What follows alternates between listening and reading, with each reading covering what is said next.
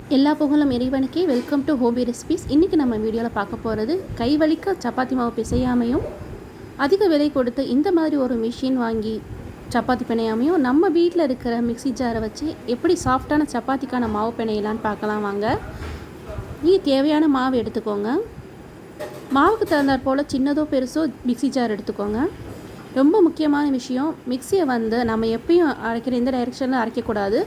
இந்த மாதிரி ஆப்போசிட் சைடில் தான் நம்ம அரைக்கணும், அதை சுத்த விடணும். இப்போ நான் 2 கப் மாவும் அதுக்கேற்ற மிக்ஸி ஜாரும் எடுத்திருக்கேன்.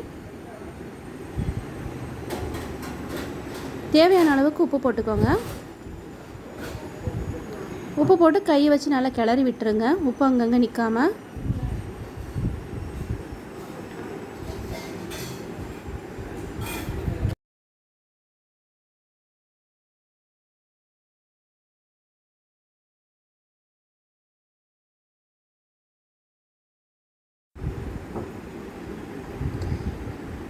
கொஞ்சமாக தண்ணி ஊற்றிக்கோங்க. எடுத்ததும் அதிகமாக ஊற்றிட்டிங்கன்னா தண்ணி அதிகமாகிடுச்சுன்னா திரும்ப நான் மாவு போடுற மாதிரி இருக்கும்.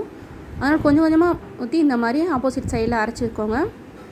இந்த அளவுக்கு புட்டு நம்ம பிடிச்சு பார்ப்போம் இல்லைங்களா, அந்த மாதிரி பிடிச்சு பார்த்தீங்கன்னா இந்த மாதிரி கொழுக்கட்டை பிடிக்கிற அளவுக்கு இருக்கும். இந்த டயத்தில் இன்னும் கொஞ்சம் நீங்கள் வேணுங்கிற அளவு தண்ணி ஊற்றிக்கோங்க. கொஞ்சமாகவே ஊற்றுங்க. இப்போ நான் ஊற்றின தண்ணிக்கு இந்த அளவுக்கு இருக்குது மாவு. கொஞ்சம் ஈரப்பதத்தோடு இந்த மாதிரி இருக்கிற ஸ்டேஜில் நம்ம கொஞ்சம் சமையல் எண்ணெய் ஊற்றிக்கலாம். அதில்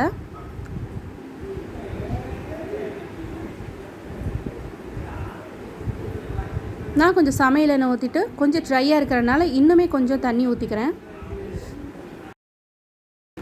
இப்போ திரும்ப நம்ம சுத்த விட்டு எடுத்து வச்சுக்கலாம். இப்போ ரெடி ஆகிடுச்சு. இந்த பதம் போதுமானது நமக்கு. இப்போ நான் வெளியே எடுத்ததுக்கப்புறமும் அது ரொம்ப பிசையெல்லாம் இல்லைங்க, சும்மா உருட்டி தான் விடுறேன். இது சப்பாத்தி போடுறதுக்கான பதத்துக்கு இது வந்துருச்சு. இது ரொம்ப பிசைய தேவையில்லை, பருத்துறதுக்கும் ரொம்ப சாஃப்டாக இருக்குங்க. இப்போ தவாவில் போட்டு எடுத்துக்கலாம். ஒரு பக்கமும் ஆயில் தடவி சாதாரணமாக நீங்கள் சப்பாத்தி சுடுற போல் சுட்டு எடுத்து வச்சுக்கோங்க. இது நம்ம கையால் பிசைகிற மாவை விட இப்படி பிசையும் போது நல்ல ஒரு சாஃப்ட் கொடுக்குது.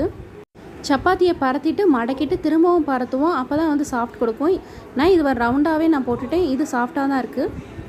இது நான் 2 கையில் பிச்சு காட்டியிருந்தாலுமே இது 2 விரலை வச்சு ரொம்ப சாஃப்டாக பிச்சிடலாங்க.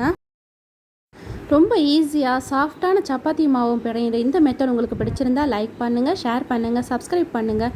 மற்றும் உங்களுடைய ஐடியாஸை நம்மளுடைய சேனலுக்கு சொல்லுங்கள். கமெண்ட் செக்ஷனில் உங்களுடைய ஐடியாஸ் சொல்லுங்கள். எல்லா புகழும் இறைவனுக்கே. நன்றி.